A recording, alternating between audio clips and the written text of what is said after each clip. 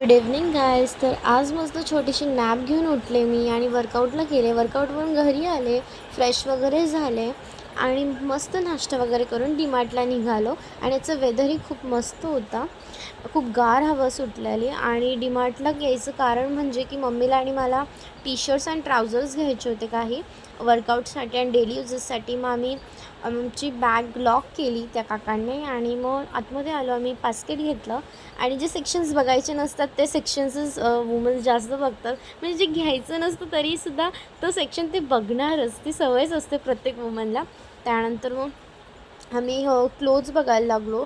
इथे खूप सारे अफोर्डेबल रेंजेसमध्ये मॅन वुमेनसाठी टी शर्ट्स आहेत, शर्ट्स आहेत, ट्राउझर्स आहेत, पॅन्ट कुठले बोलतात तो आपले स्पोर्ट्स पॅन्ट्स वगैरे खूप सारे व्हरायटीज तुम्हाला बघायला भेटणार आहे तुमच्या अफोर्डेबल प्राइजेसमध्ये. आणि इथे खूप सारे टॉईजसुद्धा होते आणि आत्तासुद्धा माझ्याकडे असे टॉईज आहेत. त्यांना बघून मला माझे टॉईजची आठवण आली आणि मग आम्ही बिल पे केला आणि निघालो घरी जायला.